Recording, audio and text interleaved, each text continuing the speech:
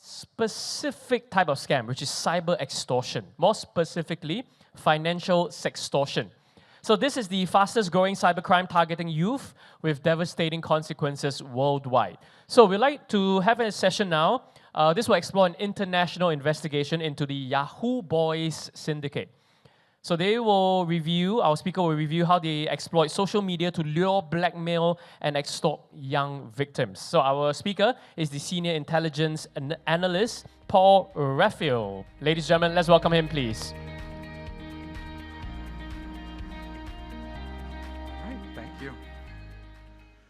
All right, hello everyone. I have good news and I have bad news. The bad news is I am the one person keeping you from lunch right now after this presentation. The good news is I'll be in workshop 2 after lunch, so if there are continuing questions, we can continue the discussion later on. All right, so yeah, today we are talking about cyber extortion, specifically financial sextortion. Just to give the lay of the land of what currently we are seeing in the cyber extortion field targeting youth. Multiple different types of scams, different types of formats.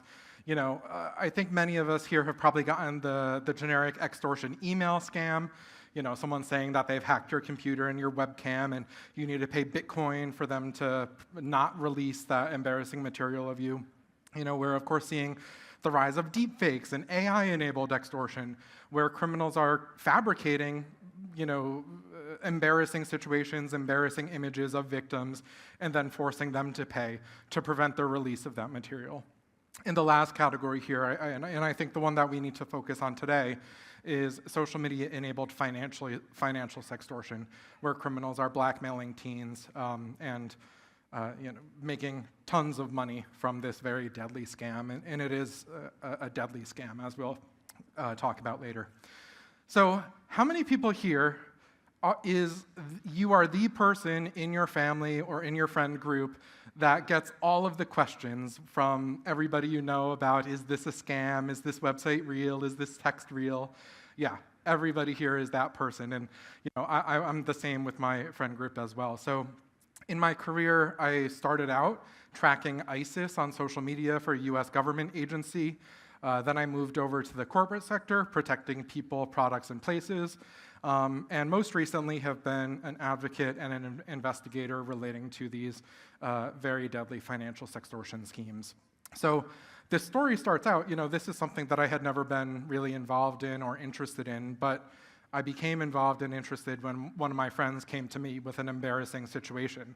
He had been catfished online, they were blackmailing him, they were threatening him, and he didn't know what to do. The criminals were saying, if you block me, I'm going to release your photos, I'm going to ruin your life, I'm going to get you expelled from school, I'm going to get you kicked off the sports team, I'm going to get your scholarship revoked.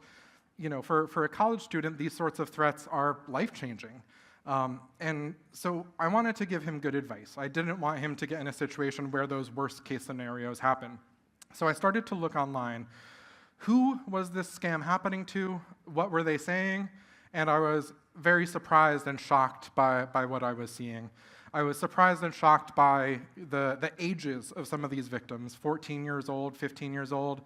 I was shocked by the fact that these victims had extremely high rates of suicidal ideation. In fact, there was later a study published out of the University of Florida that showed more than half of financial sextortion victims considered suicide at some point during their victimization. So, again, a very deadly scam. I was also shocked by the fact that the stories were virtually all the same. It was happening on the same social media platforms, it was happening with the same scripted messages, the same catfish images that the criminals were pretending to be. So this, to me, seemed like these aren't individual cases. These are not isolated incidents. This is organized crime. So with that in mind, I kind of, set off to see what I could do and investigate. And these are some of the messages that actual victims were receiving. The criminals had screenshotted their entire Instagram friends list, so they knew everybody they went to school with. They knew everybody in their family. The threats, you see the same thing. It's the same scripted messages. Hey, I have your nudes and everything needed to ruin your life. I've screenshotted all your followers, etc. Again, same exact messages, different victims, same scenario. Does anyone know who this is by any chance? Yeah, any idea? Okay, well, you already know, I know. This is Jordan DeMay. Jordan was a 17-year-old in Michigan. One night on Instagram, he received a message from a young girl his age, 17 years old, or who he thought was a young girl his age, named Danny Roberts. Conversation started normal. She asked, "Where do you go to school? What town are you in?" Normal conversation. It very quickly turned flirtatious, and that account sent Jordan a nude image, requesting Jordan to return the same. The moment that he did, that's when the blackmail began. The criminals demanded $3,000 from him, or else they were going to ruin his life, get him kicked out of school, all the bad stuff I mentioned before. Jordan was panicking. He didn't have that much. He only had $300. He sent everything he had, and the criminals demanded more and more and more. Jordan was found 6 hours later by his dad in his bedroom with his phone last open to Instagram in one hand, a gun in the other hand. Jordan had died by suicide 6 hours after the initial contact on that app. James Woods, again, another 17-year-old, he was from Ohio in the US. He received over 200 threatening messages in the span of 19 and a half hours. These criminals are relentless and they don't stop. Gavin Guffey, another 17-year-old, died by suicide, same exact scenario, same crime, same apps involved. On what would have been Gavin's 18th birthday, the criminal came back. They started to blackmail his family, his dad, his cousins, and his brother. The criminal sent to Gavin's dad, quote, "Did I tell you your son begged for his life?" Laughing face emoji. And then they wanted money from him to prevent the release of those photos. Timothy Barnett was being forced to pay $35 via a peer-to-peer payment app every single day until he took his own life 2 weeks later when he had nothing left. Braden Marcus was approached at 11:01 p.m. on Instagram. Same exact scenario happened. He died by suicide at 11:28 p.m. That's 27 minutes. That's how fast these scams can happen and how much fear they can instill in a young person in such a quick time. Murray Dowie, 16 years old, was in the UK. He was celebrating Christmas with his family over winter break. And again, all these kids, they were successful. None of them had mental health history. None of them had suicidal ideation or depression. It was the fear, the panic that these criminals instilled in them in such a short time frame that caused these deadly consequences. It's happening in Australia, UK, Canada, Trinidad and Tobago, Belgium. All these countries have deaths associated with the scam within the past couple of years. And it's not just these Western nations, too. We're seeing recently these articles coming out from this region as well. Scammers using deepfake nudes on victims in Singapore.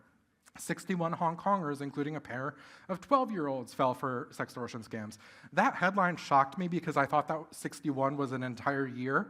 That was in one weekend in Hong Kong. Sextortion on the rise in Japan as well. So what I wanted to do was show that these weren't just isolated incidents. This was part of organized crime, and we need to approach this in an organized fashion for those solutions. So I published, with partnership with the NCRI, this report, which is available freely online, A Digital Pandemic, uncovering the role of Yahoo boys in the surge of social media-enabled financial sextortion targeting minors. And what we found, we looked to Google, and what we were trying to see was how many victims is this happening to? And we saw huge spikes of people searching for, help me, I'm being blackmailed, help, I'm being sextorted. How do I report sextortion? These types of Google searches were spiking beginning in Q4 of 2021, and of course, reaching a peak currently. Later, the National Center for Missing and Exploited Children, which is the helpline that receives these reports, their data came out showing the same exact spike starting in Q4 of 2021, moving forward and spiking exponentially since then. Let's put some data to this too. There were only 139 reported cases of financial sextortion targeting minors in the US in 2021. By 2023, that number was 26,000 reported cases. So we went from 139 to 26,000 in the span of 2 years. The 2024 numbers, 36,000, so it kept going up. 556 reports every week to that helpline. Imagine that. They were only getting 100 reports in a year. Now they're getting 500, 600 a week. 90% of victims who are contacting that agency are males between 14 and 17 years old, just to give some demographics to the victims. Now, these are, of course, reported cases, and we know that these cases are not getting reported because of the shame, the fear, the embarrassment. So I looked to Snapchat's own research that showed 51% of teens had been targeted by sextortion. You know, they've been catfished or attempted to be. And then 23% have actually reported being victimized by sextortion. If you look at all the other academic research studies from earlier than 2021, it was like 1%, 2%, 3% of the population had been victims of sexual extortion and blackmail. Now it's 23%, which is just a drastic increase. During the same time frame, there have been at least 52 confirmed teen suicides relating to this scam, which means 1 in 1,000, roughly, reported cases end in a victim's death. So by that metric alone, financial sextortion is the world's deadliest scam. At the time of our research, we only knew about the 3 men in the middle here who were arrested in Nigeria for the death of Jordan Deme, the first teen I talked about. We also found 2 other cases that weren't public yet. A man in Nigeria was arrested responsible for the death of a 14-year-old Canadian boy, and the man on the right was arrested as a result of a $10 million plus sextortion operation with over 1,000 victims. All of these individuals hail from Nigeria, and we wanted to figure out why. Why does there seem to be a lot of signals pointing to Nigeria? This was also consistent with what I was seeing in the victim community. A lot of victims would say, you know, they texted me from a strange international phone number starting with country code 234, Nigeria.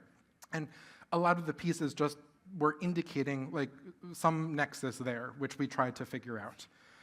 And what we did is we looked at Google, what's trending, and according to Google search trends, the phrase, how to blackmail someone with pictures, was trending up 850% at the time of our research.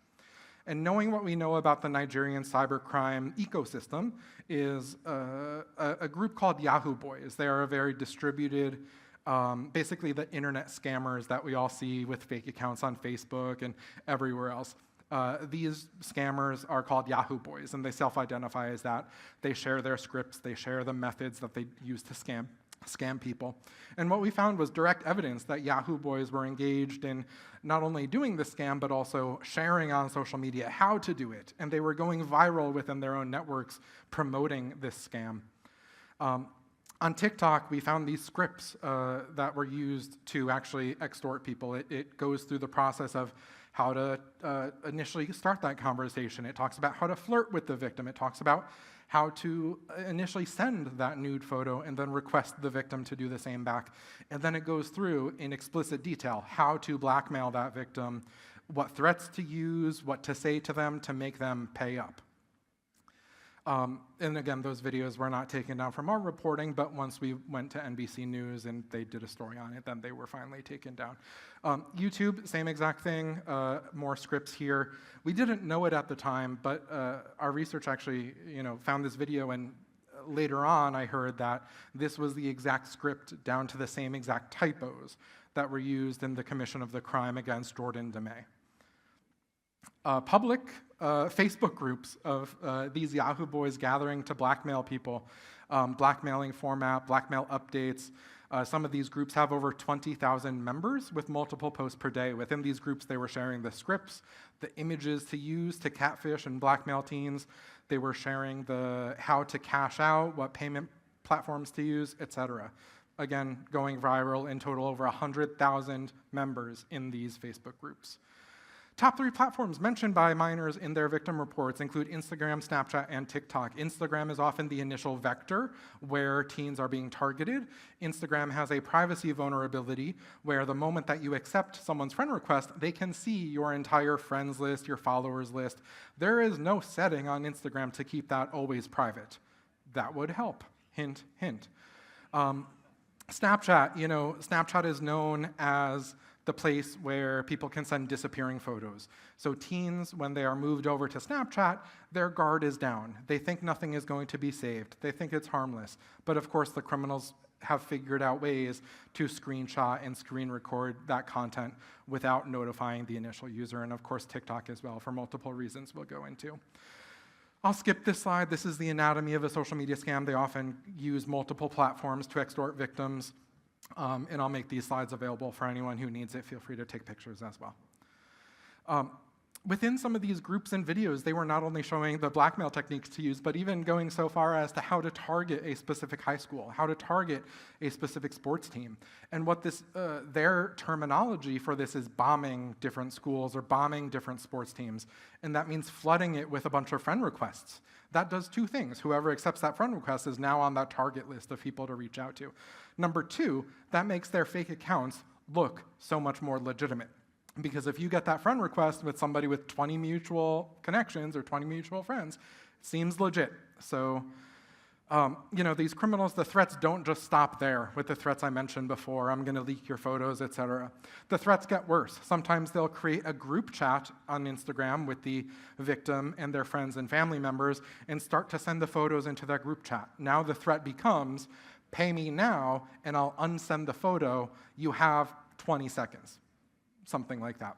Additionally, we are also seeing criminals text these victims from different phone numbers and pretend to be law enforcement officials, saying that that victim is now being investigated for child pornography or other related things, but they're victims too, they're minors, etc. So the comments on these videos were just as disturbing as the content themselves.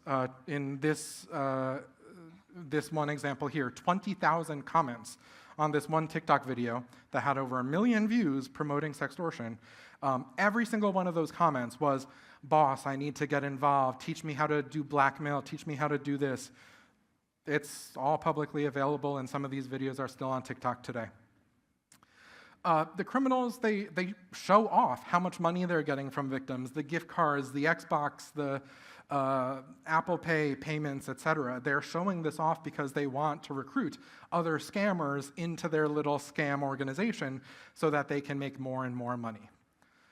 And most of these criminals, they're doing it on their personal accounts. They aren't showing, when they're promoting other criminals, they're doing it on their personal accounts. When they're blackmailing, they're doing it from a fake catfish account. But they think they're never going to get caught, and to be honest, most of them are probably right. Because they're 6,000 miles away. And for all the reasons here, we've discussed that international cooperation is hard and difficult and timely. So I wanted to raise awareness. And all this, all the videos that the criminals put out there and all the content about how to commit the scam, I wanted to counter that. They reached, I think, a total of like 2.5 million views with their criminal content, teaching people how to, do bad things. I wanted to counter that, and at least, it would be great to have at least 2.5 million views of cyber defenders knowing how to defend against this. So Bloomberg was the first publication to actually take our research and put it on the cover, the threatening messages, and they told the story of Jordan DeMay and our research and what was actually going on here. New York Times did the same thing. We got on the front page of New York Times with the exact threatening messages that these criminals are using. We would have been a little higher up on the front page, but apparently there was a presidential assassination attempt the day before, so I guess that needed to take priority. And we got this story on international news, BBC, Australia, UK, New Zealand. We did a little bit better than the scammers. They reached maybe about 2.5 million people. So far, we've reached 50 million. So a little bit better than them. In the UK, we released, or we partnered with Channel 4, and this recently came out, a documentary called Hunting My Sextortion Scammer. And we proved that these scammers, we can find them, we can go to them, we can hold them accountable. It's not that difficult, and they aren't that smart. Most aren't using VPNs, most aren't using, technical things to hide their identity. So what we did was we created a trap. We created 3 fake Instagram accounts pretending to be young men, teens, and 19, 20-year-olds as well. And Jordan, who was the star of this documentary, he got himself blackmailed. And when those criminals demanded payment, we sent them payment, all right. We sent them to a fake gift card website where they could redeem that code, and that ultimately gave us their exact location. 3 days later, we flew Jordan to Nigeria to drop him in that exact location, and he was able to confront the Sextortion scammer who scammed him. We did this all in the span of like a week and a half, 2 weeks. So it shows law enforcement and it shows the big multi-million-dollar companies here that it's possible. It really is, and it's not that difficult to find and apprehend some of these scammers. So step 4 of this process was, of course, disrupting and prosecuting the criminals.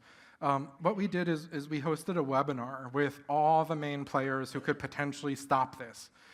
We had Meta, we had Snapchat, we had the federal agencies, we had Nigeria's police force, we had everybody, financial institutions there. And we heard from the parents of the kids that you saw earlier in this presentation talking about their experience, what their kids went through, what do they think are the solutions that financial firms, social media firms, et cetera, can do to stop this problem. And apparently that didn't go over well with a lot of people. The job offer that I was going to start at Meta on the following Monday was rescinded immediately after that webinar. Apparently, they didn't like that I was speaking very widely and candidly about crimes occurring on their platforms. Meta wasn't the only organization that wasn't too happy with me. One of the scammers themselves reached out and said, "Fuck you, I will rape your daughter and burn her to death." I don't have a daughter. But now the FBI has that scammer's IP address. So, of course, now the stage is like, how do we make social media safer? How do we prevent these sorts of scams? Meta acknowledged that there was a problem. That's the first step in addressing a problem. They announced that they deleted 63,000 Instagram sextortion accounts from Nigeria. At the same time, they also did something which I commend them for, which is classify the Yahoo boys under their dangerous organizations policy. By the way, does anyone know where the term Yahoo boys comes from? I've mentioned that. Any thoughts? Yahoo boys, they get their name from the free yahoo.com email addresses that they used 20 years ago to send those Nigerian prince email scams. So they've evolved since then, but they kept the same name.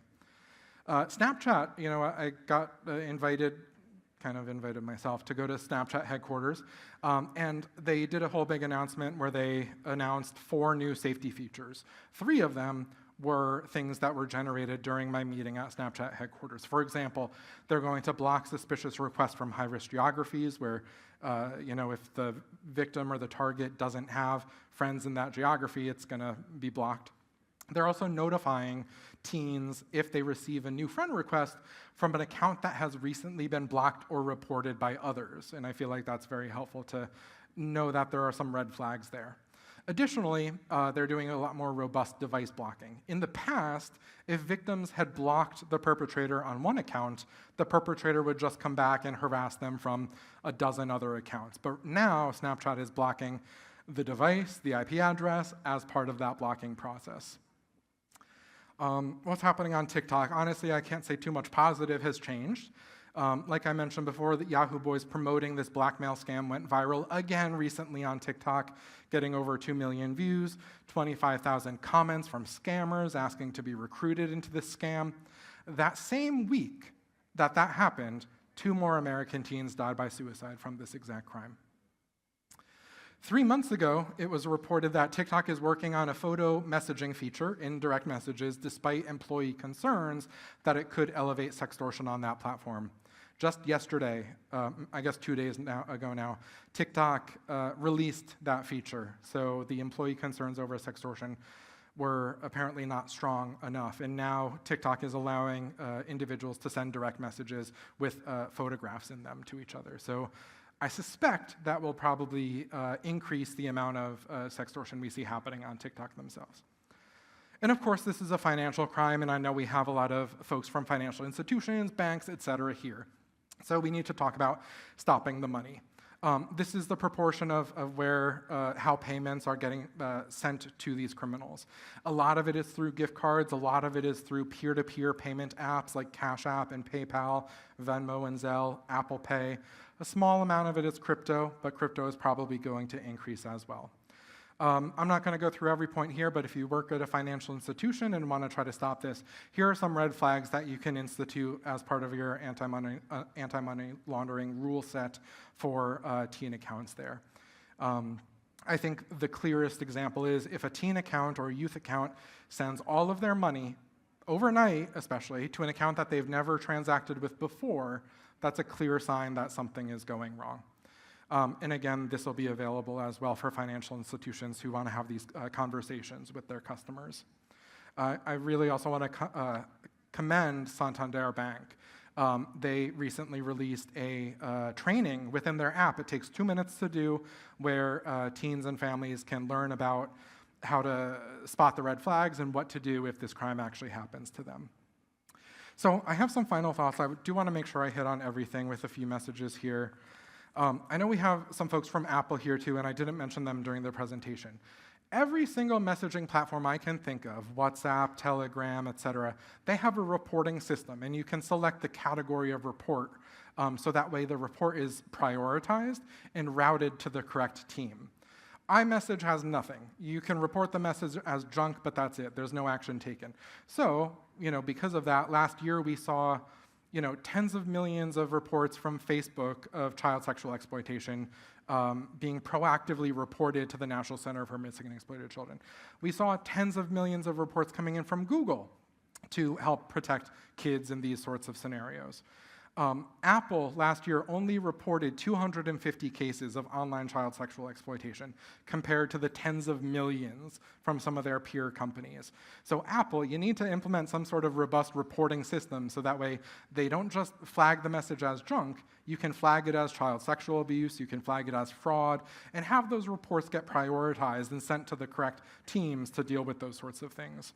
TikTok, if y'all can't even take down the sex orders who are saying this publicly on their public, accounts with 2 million views, what makes you think that you can find and detect these things when they're happening in private, in direct messages on your platform? I have doubts. Meta, we know that the primary source of leverage that these scams use is that they've screenshotted teens, followers, and following lists. Why not hide that? Why not have a default privacy setting to make those hidden? It seems common sense. By contrast, Facebook already does have that setting. There is a setting on Facebook where only you can see your friends list, and yet that protection is not available on Instagram.